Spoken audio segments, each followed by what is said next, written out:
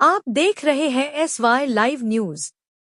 एक युवक ने सोशल मीडिया के जरिए उपमुख्यमंत्री एकनाथ शिंदे को जान से मारने की धमकी दी। यह बात सामने आई है कि शिंदे को धमकी देने वाला युवक कोपरी 5 पखाड़ी विधानसभा क्षेत्र का है और इस युवक को ठाणे पुलिस ने गिरफ्तार कर लिया है। ठाणे से सारा पुरी की रिपोर्ट। कट करून मारण्याची किंवा त्यांना त्यांच्याबद्दल असंबद्ध बोलण्याची अशी एक तक्रार आपल्याला व्हिडिओद्वारे प्राप्त झाली होती। आपण तात्काळ त्या घटनेची दखल घेऊन श्रीनगर पोलीस स्टेशन येथे 18/2025 या क्रमांकाने गुन्हा दाखल होता।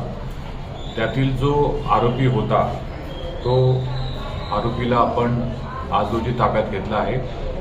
एकंदरीत आपण 6 ते 7/3 या गुन्ह्याच्या तपासकामी श्रीनगर पोलीस स्टेशनद्वारे पाठवण्यात आल्या होत्या। सदर आरोपी हा वैशाली नगर त्याचबरोबर घाटीपाडा योगी हिल्स मुलुंडमधलं त्या करून पूर्ण जंगलमध्ये तो पसार झाला होता। आपण कसोशीने त्याला आज रोजी घाटीपाडा एरियातून ताब्यात घेतला आहे आणि त्याला आता तपासकामी आपण पुढील प्रक्रिया आपण करत आहोत। प्राथमिक कारण जे आम्हाला निष्पन्न होतंय की त्याचे काही वाद कळवामधील जे गार्ड आहेत जे तिथे सिक्युरिटी गार्ड त्यांच्याशी झालं होतं। त्याच्यानंतर त्यांचा वाद झाल्यानंतर रागाच्या भरात त्यांनी एक कृत्य केल्याचं प्रथमदर्शी त्याच्या बोलण्यातून वाटतंय, पण पूर्ण आम्हाला तपासामध्ये खात्री केल्याशिवाय आम्ही निश्चित कारण अद्याप सांगता येणार नाही।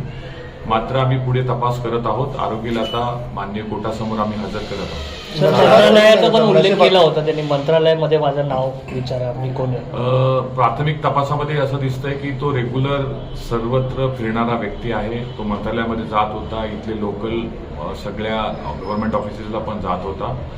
आता पुढे त्यांनी नेमकं काय उद्देशाने जात होता ह्याचा तपास बाकी आहे आणि आम्ही तपास करत आहोत।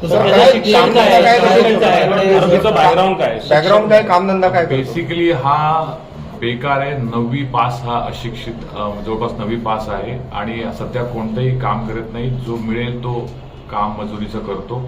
याचे फॅमिली बॅकग्राऊंड पण तसंच आहे आणि मेजर असं कुठलंही त्याचं शिक्षण किंवा कुठल्या चांगल्या ह्याच्यामध्ये काम करतो असं कुठलंच बॅकग्राऊंड मिळालेलं। व्हिडिओचं आम्ही प्रथम जे अनालिसिस केलं त्याच्यामध्ये स्वतः बनवलेला व्हिडिओ आहे। त्याच्या एक मित्राचा मोबाईल त्यांनी घेतला होता आणि त्या मित्राच्या मोबाईलमध्ये स्वतः व्हिडिओ करून स्वतःच्या इंस्टाग्राम अकाउंटवरती लाईव्ह केलं। क्रिमिनल बॅकग्राऊंड आहे का? अगोदर देखील त्याच्यावरती गुन्हे दाखल आहे असं माहिती मिळतं। आम्ही त्याचे बॅकग्राऊंड पूर्ण व्हेरीफाय केलेलं आहे। त्याच्यावरती काही गुन्हे श्रीनगर आणि राबोडीमध्ये दाखल आहे। रिकव्हरी नाहीये, पण पुढे तपासामध्ये आम्ही पूर्ण जे कारवाई आहे कारण का हे अत्यंत सेन्सिटिव्ह प्रकरण आहे, आम्ही व्यवस्थित त्याचं तपास करू।